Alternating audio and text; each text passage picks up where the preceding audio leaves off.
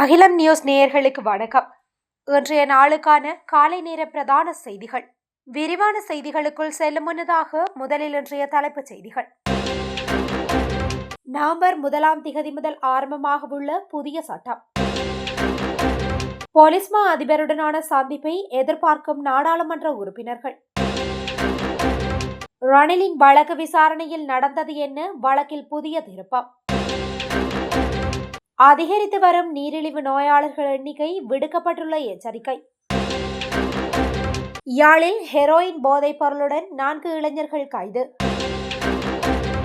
யாழில் PUBG game விளையாடிய நபரை காவு கொண்ட மீட்டர் வட்டி. இரட்டை கொலை வழக்கில் கைது செய்யப்பட்ட 15 வயது சிறுமிக்கு பிணை. கட்டுநாயக்க விமான நிலையத்தில் இந்தியாவிலிருந்து நாடு கடத்தப்பட்ட 3 கைது. தொடர்வென விரிவான செய்திகள். முச்சக்கர வாகனங்கள், பாடசாலை போக்குவரத்து சேவைகள் மற்றும் பிற வாடகை வாகன நடவடிக்கைகளை ஒழுங்குபடுத்த முடிவு செய்யப்பட்டுள்ளதாக தேசிய போக்குவரத்து ஆணையகம் அறிவித்துள்ளது. நேற்று நடைபெற்ற செய்தியாளர் சந்திப்பின் போது ஆணைக்குழுவின் தலைவர் PA சந்திரபாலா இந்த நடவடிக்கையை அறிவித்தார். இந்த திட்டத்தின் முதல் கட்டம் போக்குவரத்து சேவைகள் தொடர்பான தரவு சேகரிப்பை உள்ளடக்கும் என்றும் இந்த திட்டம் நவம்பர் 1 தொடங்கும் என்றும் அவர் தெரிவித்துள்ளார். இதற்கிடையில் முச்சக்கர வண்டிகள், பாடசாலை மற்றும் அலுவலக போக்குவரத்து சேவைகள், வாடகை வாகனங்கள் மற்றும் சிறப்பு சுற்றுலா சேவைகள் பற்றிய தரவுகளும் சேகரிக்கப்படும் என தேசிய போக்குவரத்து ஆணையகத்தின் பணிப்பாளர் நிலன் மிராண்டா தெரிவித்தார்.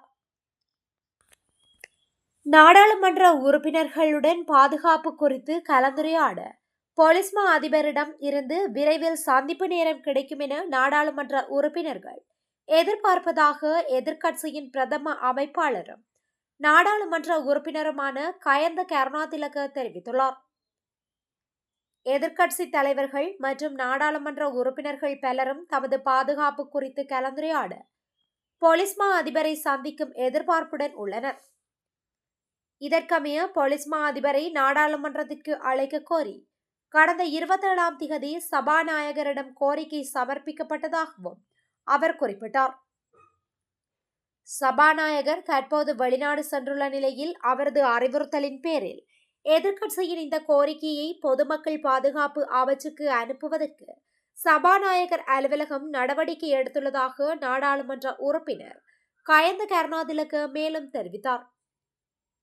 நாட்டின் தற்போதைய நிலைமையை கருத்தில் கொண்டு நாடாளுமன்ற உறுப்பினர்களின் பாதுகாப்பு குறித்து பல விடயங்கள் குறித்து கலந்துரையாட வேண்டிய அவசியம் இருப்பதால் போலீஸ் மா அதிபருடனான சந்திப்பு விரைவாக கிடைக்கும் என்று தாம் எதிர்பார்ப்பதாகவும் அவர் மேலும் வலியுறுத்தியுள்ளார். முன்னாள் ஜனாதிபதி ரணில் விக்ரமசிங்க குற்றவியல் புலனாய்வு துறையின் மூலம் வாக்குமூலம் பதிவு செய்த பின்னர் கடந்த ஆகஸ்ட் 22 அன்று கைது செய்யப்பட்டமையானது இலங்கை அரசியலில் மட்டுமன்றி சர்வதேச அரசியலிலும் பேசுபொருளாகியிருந்தது. பின்னர் அவர் கொழும்பு கோட்டை நீதவான் நீதிமன்றத்தில் முன்னிலைப்படுத்தப்பட்டு ஆகஸ்ட் 26 வரை விளக்கமறியலில் வைக்கப்பட்டார். மேலும் முன்னாள் ஜனாதிபதி ரணில் சார்பாக சமர்ப்பிக்கப்பட்ட மருத்துவ அறிக்கைகளை பரிசீலித்த பின்னர் ஆகஸ்ட் 26 கோட்டை நீதவான் நிலுபுலி லங்காபுர தலா 5 மில்லியன் ரூபாய் மதிப்புள்ள 3 சரீர பிணைகளில் அவரை விடுவிக்க உத்தரவிட்டார். அதனைத் தொடர்ந்து நேற்று முன்தினம் 29 அவரது வழக்கு மீண்டும் விசாரணைக்கு எடுத்துக் கொள்ளப்பட்டது. முன்னாள் ஜனாதிபதி ரணில் விக்ரமசிங்க தாக்கல் செய்யப்பட்ட வழக்கு அடுத்த வருடம் ஜனவரி 28 ஒத்திவைக்கப்பட்டுள்ளது. இந்த நிலையில் சட்டமா அதிபர் திணைக்களம் சார்பில் முன்னிலையான சொலிசிஸ்டர் ஜெனரல் திலீப பீரிஸ் ரணில் விக்ரமசிங்க வைத்தியசாலை சென்றார். முதல் அவர் வாசித்த புத்தகம், எடுத்துக்கொண்ட புகைப்படம் வரை சந்தேகம் வெளியிட்டு கேள்வி எழுப்பியுள்ளார். அதிதீவிர சிகிச்சை பிரிவிலிருந்தே நேரடியாகவே வீட்டிற்கு சென்றுள்ளார் எனவும் கூறியுள்ளார். இலங்கையில் நீரிழிவு நோயாளர்களின் எண்ணிக்கை அதிகரித்து வருவது குறித்த இலங்கை மருத்துவ சங்கம் அவசர எச்சரிக்கை விடுத்துள்ளது. தற்போது சுமார் 20 லட்சம் இலங்கையர்கள் நீரிழிவு நோயால் பாதிக்கப்பட்டுள்ளதாகவும் ஆண்டுதோறும் சுமார் 40,000 பேருக்கு புதிய புண்கள் ஏற்படுவதாகவும் சங்கம் தெரிவித்துள்ளது. கொழும்பு பல்கலைக்கழக மருத்துவ பீடத்தின் சத்திர சிகிச்சை துறை சிரேஷ்ட விரிவுரையாளர் பேராசிரியர் ரெஷ்னி காசிம் இந்த நீரிழிவு புண்கள் பலரால் உணரப்படுவதை விட மிகவும் ஆபத்தானவை என்றும் சில சமயங்களில் புற்றுநோயை விடவும் கடுமையானவை என்றும் எச்சரித்தார். தற்போது சுமார் 1,00,000 நீரிழிவு நோயாளிகள் இலங்கையில் புண்களால் பாதிக்கப்பட்டுள்ளனர் என்றும் இவர்களில் பலருக்கு காலகற்றல் தேவைப்படலாம் என்றும் அவர் தெரிவித்துள்ளார். உயர் சர்க்கரை அளவு காரணமாக ஏற்படும் நரம்பு பாதிப்பு, இரத்த ஓட்டம் குறைவது மற்றும் கால்சியம் படிதல் ஆகியவையே சிறிய புண்கள் கூட சிக்கலாவதற்கான முக்கிய காரணங்கள் என குறிப்பிட்ட அவர், கால் அகற்றப்பட்டால் அடுத்த 4 ஆண்டுகளுக்குள் 2/3 பங்கினர் இறக்க நேரிடும் என்ற அதிர்ச்சி தகவலையும் வெளியிட்டுள்ளார். யாழ் மணியந்தோட்டம் பகுதியில் ஹெரோயின் போதைப் பொருளுடன் 4 கைது செய்யப்பட்டுள்ளனர். யாழ்ப்பாணம் போலீஸ் புலனாய்வு பிரிவினருக்கு கிடைத்த ரகசிய தகவலின் அடிப்படையில் இன்று மாலை யாழ்ப்பாணம் போலீஸ் போதைப்பொருள் ஒழிப்பு பிரிவினரால் மேற்கொள்ளப்பட்ட சுற்றிவளைப்பின் போது 24, 25 வயதுகளுடைய 4 இளைஞர்கள் யாழ் மணியந்தோட்டம் பகுதியில் வைத்து கைது செய்யப்பட்டுள்ளனர். இவரிடமிருந்து 2 கிராம் 540 மில்லிகிராம் ஹெரோயின் போலீசாரால் கைப்பற்றப்பட்டுள்ளது. சம்பவம் தொடர்பான மேலதிக விசாரணைகளை யாழ்ப்பாணம் போலீசார் மேற்கொண்டு வருகின்றனர்.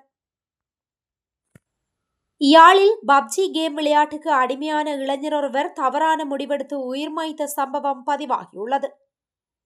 உரும்பிராய் வடக்கு உரும்பிராய் பகுதியைச் சேர்ந்த 31 வயதுடைய நபரே இவ்வாறு உயிரிழந்துள்ளார். இது குறித்து மேலும் தெரிய வருகையில், குறித்த நபர் கைபேசியில் விளையாடப்படும் பப்ஜி எனப்படும் கேமிற்கு அடிமையாகியுள்ளார். இவர் மீட்டர் வட்டிக்கு பணத்தினை பெற்று குறித்த கேமிற்கான கட்டணத்தை செலுத்தி விளையாடி கொண்டிருந்தார். மீட்டர் வட்டிக்கு கடனாக பெற்ற பணமானது வட்டியும் முதலுமாக 1 கோடியை தாண்டிய நிலையில் தாயார் காணியை விற்பனை செய்து அந்த கடனிலிருந்து அவரை மீட்டுள்ளார். பின்னர் மீண்டும் அந்த கேம் விளையாடுவதற்காக தாயாரிடம் 5 லட்சம் ரூபாய் கேட்ட நிலையில் தாயார் அதற்கு மறுப்பு தெரிவித்துள்ளார். இதனால் ஏற்பட்ட மனவிரக்தியால் கடந்த 25ஆம் திகதி தவறான முடிவெடுத்து வீட்டுக்கு முன்னால் நின்ற மாமரத்தில் தூக்கிட்ட வேளை மாமரக் கிளை முறிந்து கீழே விழுந்து மயக்க நிலையில் காணப்பட்டார்.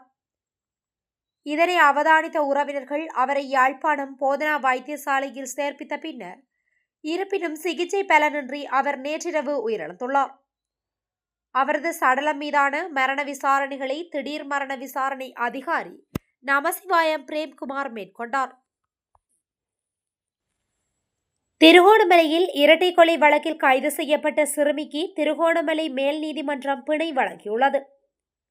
சம்பவம் தொடர்பில் மேலும் தெரிய வருகையில், முதூரில் கடந்த 2025 3/14 அன்று நிகழ்ந்த இரட்டை கொலை சம்பவம் தொடர்பான வழக்கு நேற்றைய தினம் திருகோணமலை மேல் நீதிமன்றத்தில் விசாரணைக்கு எடுத்துக் கொள்ளப்பட்டது. இதில் கொலை குற்றச்சாட்டுக்கு உள்ளான 15 வயது சிறுமி பிணையில் விடுதலை செய்யப்பட்டுள்ளார். குறித்த சிறுமி தனது அம்மம்மா மற்றும் அம்மம்மாவின் சகோதரி ஆகிய இருவரை கொலை செய்ததாக குற்றம் சாட்டப்பட்டு விளக்கமறியலில் வைக்கப்பட்டிருந்தார். இதன்போது சிறுமியின் கல்வி கற்கும் உரிமை, அவர் தரம் 5 புலமை பரிசில் பரீட்சையில் சித்தியடைந்தமை மற்றும் அரசியல் அமைப்பில் சிறுவர்களின் சட்ட உரிமை தொடர்பாக குறிப்பிடப்பட்டுள்ள விடயங்கள் ஆகியவற்றை கருத்தில் கொண்டு அவரை பிணையில் விடுதலை செய்ய நீதிபதி உத்தரவிட்டுள்ளார். குறித்த உத்தரவை திருகோணமலை மேல் நீதிமன்ற நீதிபதி NMF அப்துல்லா பிறப்பித்திருந்தார். நீதிமன்றம் சிறுமிக்கு கடுமையான நிபந்தனைகளுடன் பிணை வழங்கியுள்ளதாக தெரிவிக்கப்படுகின்றது. இதன் அடிப்படையில் காசு பிணை 25,000 ரூபாய் மற்றும் 10 லட்சம் ரூபாய் பெறுமதியான 2 சரீர பிணையிலும் விடுதலை செய்ய உத்தரவிட்டுள்ளது.